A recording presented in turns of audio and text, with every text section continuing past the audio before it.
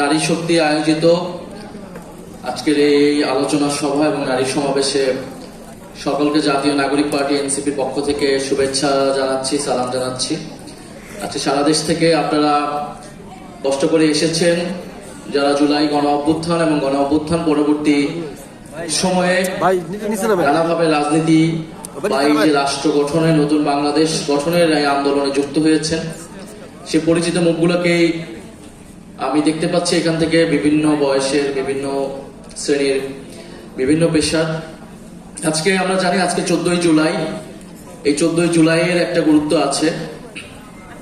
14ই জুলাই একটি ঐতিহাসিক দিন।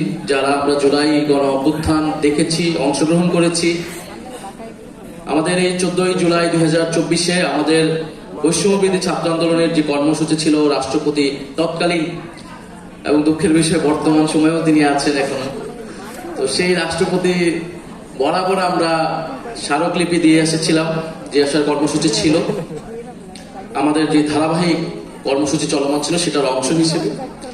এবং এই 14ই জুলাই আমরা দেখতে পেলাম ফ্যাসিস্ট শেখ হাসিনা দেশে এসে শিক্ষার্থীদেরকে রাজাকার বলে কটূক্তি করলো এবং তার প্রতিবাদে মেয়েরাই প্রথম হলের তালা ভাঙলো। রোকেয়া হল সহ ঢাকা বিশ্ববিদ্যালয়ের যে 5টি হল, সকল হল থেকে মেয়েরা বের হয়ে আসলো এবং সারা বাংলাদেশে ছেলে মেয়েরা হলের তালা ভেঙে বের হয়ে এসে প্রতিবাদ জানালো এবং এই আন্দোলনে প্রথমবারের মতো সরাসরি একটা রাজনৈতিক অবস্থান নিল সরকারের বিরুদ্ধে।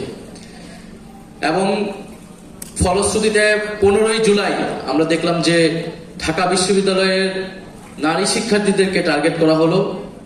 সেদিনে সেই কর্মসূচি, সেই বক্তব্যের প্রতিবাদ, শেখ হাসিনার বক্তব্যের প্রতিবাদের যে সমাবেশ ছিল, সেখানে নারী শিক্ষার্থীদেরকে ব্যাপকভাবে আক্রমণ করা হলো, নির্যাতন করা হলো, আহত করা হলো। ঢাকা মেডিকেলে শত শত শিক্ষার্থী সেদিন আহত হয়েছিল, নারী পুরুষ নির্বিশেষে। এবং সেই দৃশ্য সারা বাংলাদেশের মানুষকে আলোড়িত করেছে, আন্দোলিত করেছে এবং পুরো বিশ্বে সে নারী নির্যাতনের দৃশ্য কিন্তু ছড়িয়ে পড়েছিল। এবং সেই 14 এবং 15ই জুলাই সেই নারীদের এই অগ্রযাত্রা কারণেই এই আন্দোলন গণ অভ্যুত্থানের দিকে ধাবিত হয়। এবং গণ অভ্যুত্থানে আমাদের অনেক নারী শহীদ, আমি জানি না নারী শহীদ হিসেবে বলাটা কতটুকু যৌক্তিক, কিন্তু অনেক নারীরা আন্দোলনে সরাসরি অংশ নিয়েছে, আহত হয়েছে এবং শহীদ হয়েছে।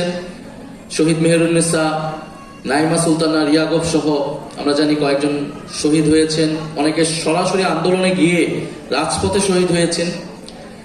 ফলে নারীদের এই আন্দোলনে অংশগ্রহণ, ভূমিকা, আত্মত্যাগ, এটা আমরা সবসময় বক্তব্যে বলি, কিন্তু দুঃখের বিষয় গত 2 বছরে আমাদের বলতে সকল রাজনৈতিক দল বা সামগ্রিক রাজনৈতিক কর্মকাণ্ডে সেটা আসলে প্রতিফলিত হয় নাই।